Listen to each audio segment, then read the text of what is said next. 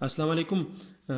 इस वीडियो में मैं आपको ऑर्गेनिक केमिस्ट्री के बारे में इंट्रोडक्शन दूंगा, जिसमें मैं hydrocarbons, vital force theory, representation of organic compound, general features of the organic compound जैसे कि solubility, catenation, non polar nature of the organic compound, similarity in behaviour and isomerism, जो कि बहुत ही इंपॉर्टेंट टॉपिक है।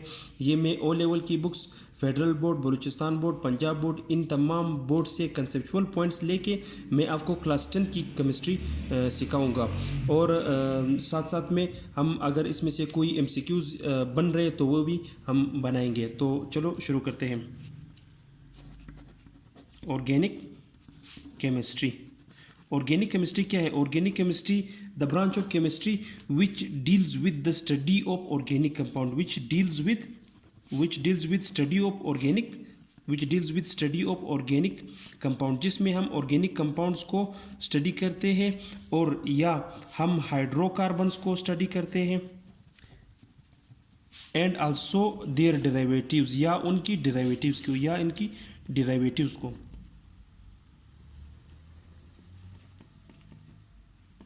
अब हाइड्रोकार्बन्स क्या है?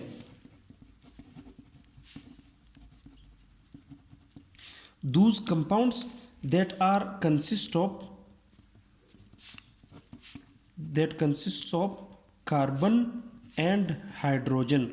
वो कंपाउंड जो कार्बन और हाइड्रोजन से बने होते हैं उनको हम हाइड्रोकार्बन्स कहते हैं। और उनकी डेरिवेटिव्स हम उनको बोलते हैं जो उन्हीं कंपाउंड से डिराइव होते हैं, उनको हम हाइड्रोकार्बन्स की डेरिवेटिव बोलते हैं। हाइड्रोकार्बन्स को, ऑर्गेनिक कंपाउंड्स को, उनके डेरिवेटिव्स को, इन तमाम कंपाउंड्स की स्टडी को हम ऑर्गेनिक केमिस्ट्री बोलते हैं।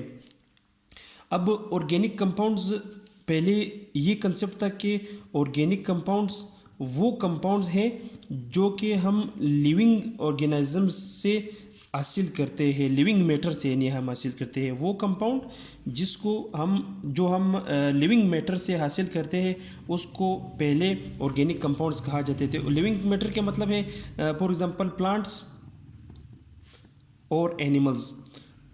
पहले ये थ्योरी था कि ऑर्गेनिक कंपाउंड्स हम उसको बोलेंगे जो प्लांट्स या एनिमल से डायरेक्टली डिराइव हो, लेकिन बाद में ये फिर कंसेप्ट चेंज हुआ जब वाइटल फोर्स थ्योरी इंट्रोड्यूस हुआ। ये वुलर एक जर्मन साइंटिस्ट थे जिसने इस थ्योरी को इंट्रोड्यूस किया। उसने एक कंपाउंड बनाया जिसका नाम था यूरिया।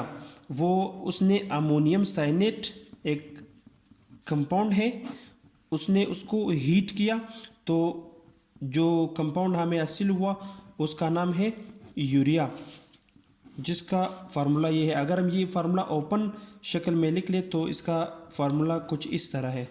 उसके साथ 2 NH2 ग्रुप है और एक कार्बोनाइल ग्रुप है जिसको हम यूरिया बोलते हैं। और जब उसने अमोनियम साइनेट को हीट किया तो हमें हासिल हुआ यूरिया। इस साइन को पूरी ऑर्गेनिक केमिस्ट्री में अगर जहाँ भी आपको ये वाला साइन मिले तो इसको हम बोलते हैं डेल्टा, और ये हमको हीट बताता है कि इस रिएक्शन में हीट यूज़ हुआ है, यानी इस रिएक्शन को हमने हीट दिया हुआ है।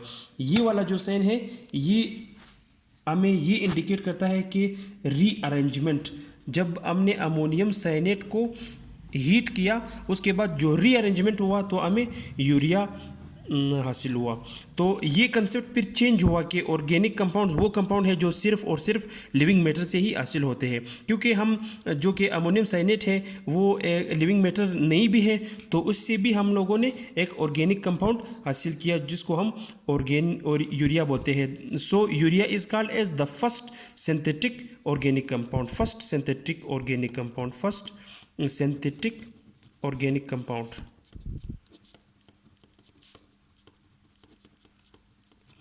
इसी थ्योरी को ही वाइटल फोर्स थ्योरी बोलते हैं, जो कि वुलर ने रिप्रेजेंट की थी कि एक इनऑर्गेनिक कंपाउंड से हम ऑर्गेनिक कंपाउंड भी बना सकते हैं। आजकल मिलियंस ऑफ ऑर्गेनिक कंपाउंड जो कि है वो हम मसनूई तौर पर बना रहे हैं।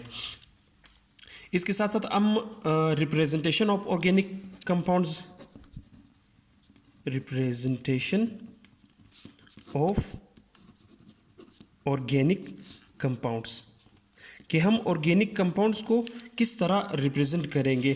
फॉर एग्ज़ाम्पल ये एक कंपाउंड है कार्बन, जो कि उसके साथ हाइड्रोजन हाइड्रोजन हाइड्रोजन हाइड्रोजन लगे हुए हैं। कार्बन हमेशा 4 डबल बॉन्ड बनाता है, क्योंकि कार्बन का अगर हम देख ले तो उसका एटॉमिक नंबर है 6, तो उसके फर्स्ट शेल में 2 इलेक्ट्रॉन आएंगे, सेकेंड शेल में उसके 4 इलेक्ट्रॉन आएंगे।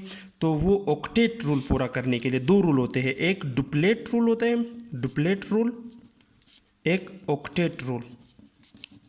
डुप्लेट रूल का मतलब है 2 इलेक्ट्रॉन्स जिसके आउटर मोस्ट यानी आखिरी शेल में पूरा हो जाए उसको हम ऑक्टेट रूल बोलते हैं। जिसके आउटर मोस्ट शेल में 8 इलेक्ट्रॉन्स पूरे हो जाए उसको हम ऑक्टेट रूल बोलते हैं। तो अब कार्बन जो कि है वो चाहता है कि मेरे आउटर मोस्ट शेल में 8 इलेक्ट्रॉन पूरे हो, तो फिर वो चार बॉन्ड बनाएगी, शेयरिंग बॉन्ड, जिसको हम कोवेलेंट बॉन्ड भी बोलते हैं। तो उसके साथ हाइड्रोजन एक बॉन्ड, एक हाइड्रोजन उसके साथ बॉन्ड बनाएंगे ताकि उसके 8 इलेक्ट्रॉन पूरे हो जाए, यानी कार्बन के अभी ऑक्टेट रूल पूरा हो गया, और जो हाइड्रोजन है उसके डुप्लेट रूल पूरे हुए, क्योंकि हाइड्रोजन के आउटर मोस्ट शेल में पहले 1 इलेक्ट्रॉन था, अब ये भी उसके साथ शेयर हो रहा है, ये इसके साथ शेयर हो रहा है और ये इसके साथ शेयर हो रहा है, तो उसके डुप्लेट रूल पूरा हुआ और कार्बन का ऑक्टेट रूल पूरा हुआ। तो इस वजह से पूरी ऑर्गेनिक केमिस्ट्री में कार्बन 4 बॉन्ड बनाए गए। अब रिप्रेजेंटेशन को हम देखेंगे कि ऑर्गेनिक कंपाउंड की रिप्रेजेंटेशन कैसे होती है। हम ऑर्गेनिक कंपाउंड की रिप्रेजेंटेशन 2 तरीक़ों से बेसिकली कर सकते हैं, 2 डायमेंशनल मेथड या 3 डायमेंशनल मेथड, जिसको 3D भी बोलते हैं। 3D 2 डायमेंशनल मेथड तो इजी है और हम फॉलो भी इसी को करेंगे, क्योंकि 3 डायमेंशनल बहुत मुश्किल है, वो हम पेज पे बना भी नहीं सकते, लेकिन वैसे हम इनको सीखेंगे ज़रूर। ये बेसिकली एक 2 डायमेंशनल स्ट्रक्चर है जिसके साथ एक कार्बन के साथ 4 हाइड्रोजन है। अगर हम 2 कार्बन वाले कंपाउंड को देखेंगे तो पहले ये 2 कार्बन अपने आपस में एक कोवेलेंट बॉन्ड बनाएंगे, उसके साथ फिर 3 हाइड्रोजन बनाएंगे ताकि हर कार्बन के 4 बॉन्ड्स पूरे हो जाए। जैसे कि हम अगर अभी देख ले 1 2 3 4, और इस कार्बन के भी 1 2 3 4, तो 4 बॉन्ड। 3 डायमेंशनल स्ट्रक्चर में फिर ये होगा कि हमारे पास एक मतलब आर्जी तौर पर टेम्पोरेली अपने आप को समझाने के लिए हम एक स्ट्रक्चर बनाएंगे जिसको हम वेज्ड एंड डैश मेथड बोलते हैं। ये वाला साइन जो है ये वेज्ड जिसको बोलते हैं, और ये वाला जो है जिसको हम डैश बोलते हैं। वेज्ड साइन ये जाहिर करता है कि ये वाला जो हाइड्रोजन है ये मेरे सामने इस तरह, मतलब व्यूअर्स के बिल्कुल फ्रंट पे, मतलब ये हाइड्रोजन एटम नज़र आएगा, और जो डैश वाला मेथड है वो इसके पीछे, मिसाल के तौर पर ये इसके पीछे लगा हुआ है ये हाइड्रोजन, इसको हम वेज्ड एंड डैश मेथड बोलेंगे। और साथ में अगर हम देख ले फिर इसकी जनरल फीचर्स, वो मैं पार्ट 2 वीडियो की पार्ट 2 में मैं आपको बताऊंगा जनरल फीचर्स।